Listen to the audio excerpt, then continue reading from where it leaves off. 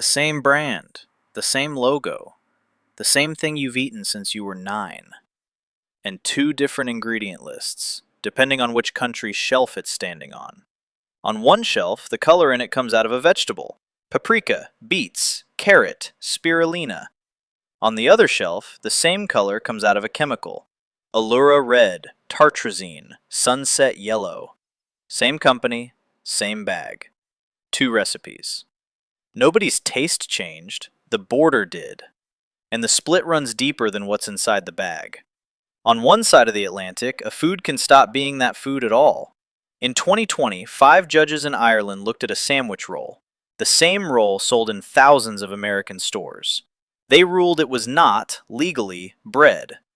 Irish law says the sugar in a loaf stops at 2% of the weight of the flour. This dough sat near 10. 5 times over the line. So on that side of the ocean, it isn't bread, it's confectionery. Nobody called it dangerous.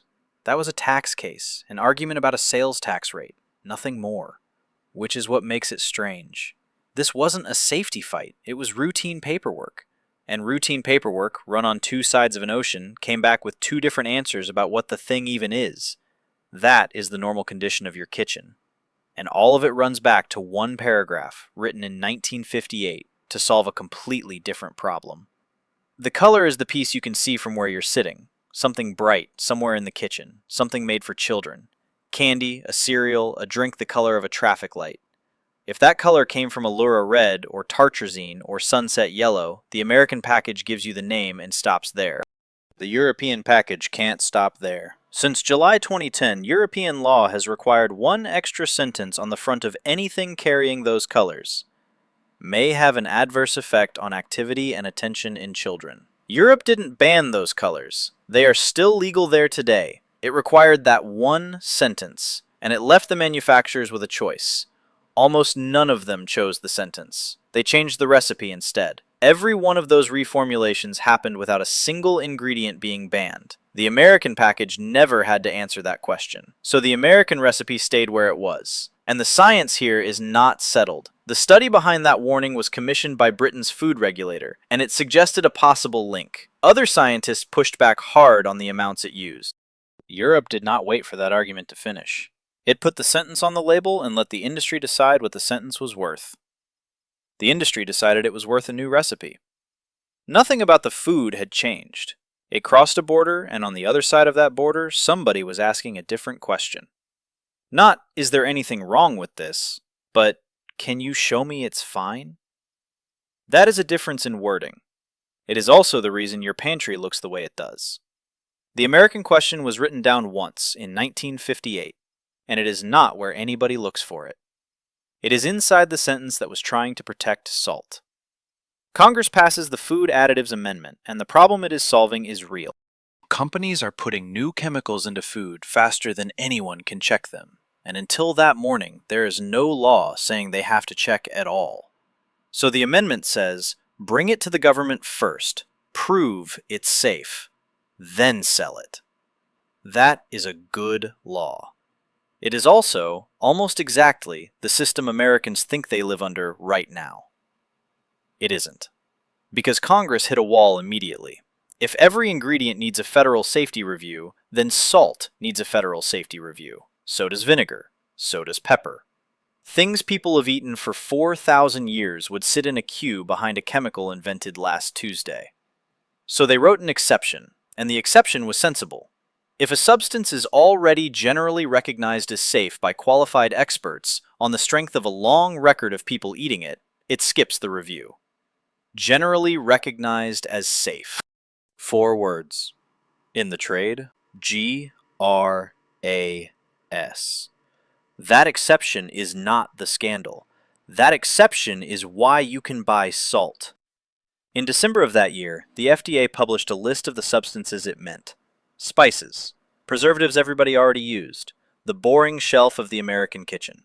The list was short enough to print. And it worked. For about 11 years. Because Congress had answered one question and left another one open. A substance can skip the review if it is generally recognized as safe. It never said who gets to decide that it is. For 11 years, the gap didn't matter because the people using the exception were using it the way it read. Then a sweetener came off the list, and everyone found out how much room was actually in there. In October 1969, the FDA pulled cyclamate, an artificial sweetener that was on the list, after a rat study raised a safety question. That one comes back. And it does not come back the way you expect. The reaction was immediate. President Nixon ordered the agency to re-examine every substance sitting on the GRAS list. All of them. And here is the part that gets left out of the angry version of this story. They did it.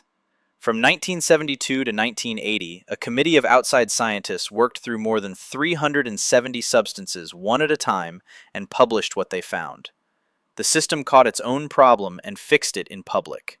That makes what happens next harder to be angry about. And worse.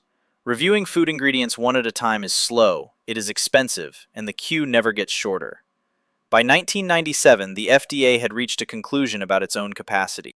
It could not keep doing this. So it proposed a swap. Instead of the agency formally affirming that an ingredient was safe, the company would send a notice, and the agency would review the notice and write back. Faster, lighter, same information. Sending the notice is voluntary.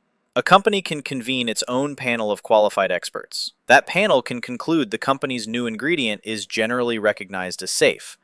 And on the strength of that, the ingredient can go into food that afternoon. The FDA is not required to be told it exists. This is the point where a video like this usually starts shouting. And shouting would get it wrong. It does not mean those ingredients are poison. It does not mean the experts are frauds. Most self-affirmed ingredients are almost certainly fine, and the notice process is real. Companies use it constantly because retailers and lawyers like paperwork. It means something narrower and stranger. For a whole category of what is in American food, the safety decision was made by the person selling it, and the file that decision sits in does not have to be shown to anybody.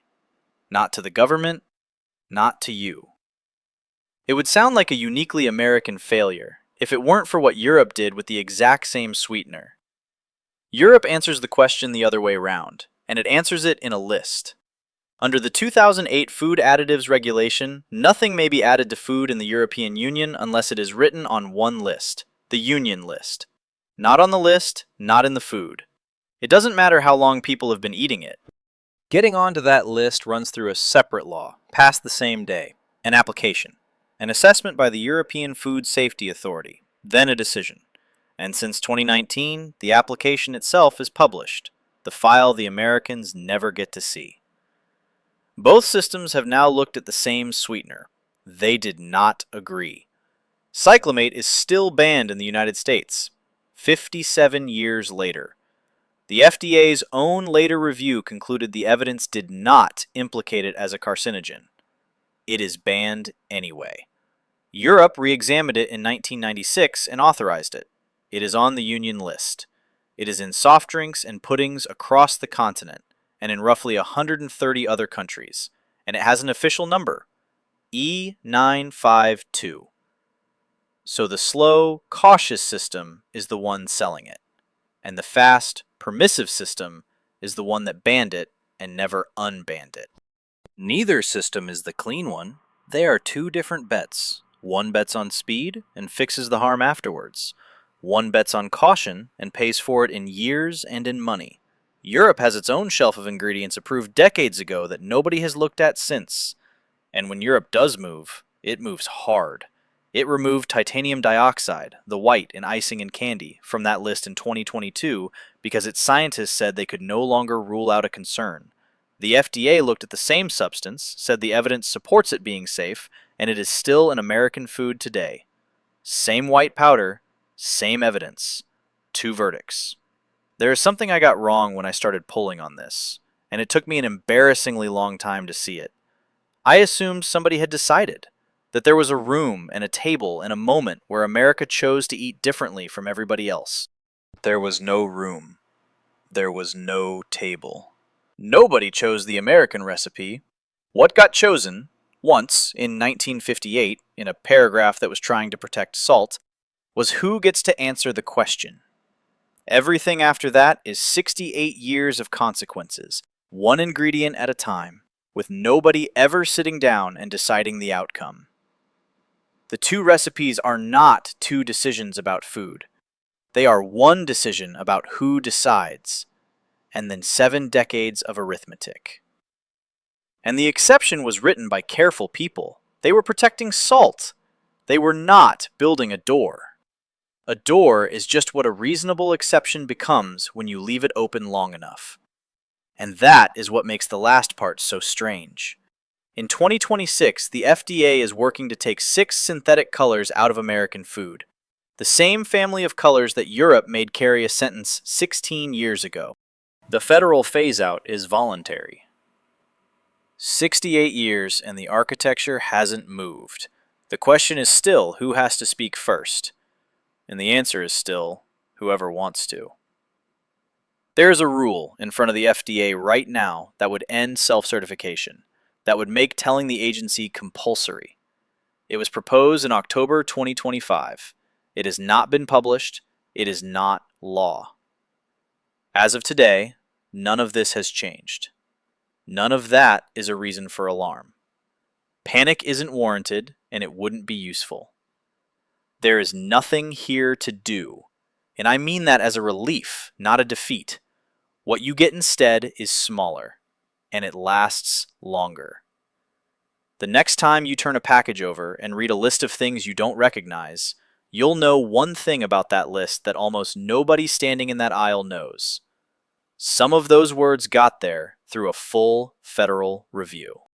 Some of them got there because a company concluded internally that they belonged there, and printed on the back of a box, in the same typeface at the same size. Those two categories look exactly the same. The label can't tell you which is which. That isn't a flaw in how you're reading it. That is 1958 still running. 5 judges in Ireland weren't ruling on any of that. They were working out the tax on a sandwich. They just held it up against a different ruler, and the moment they did, it stopped being bread.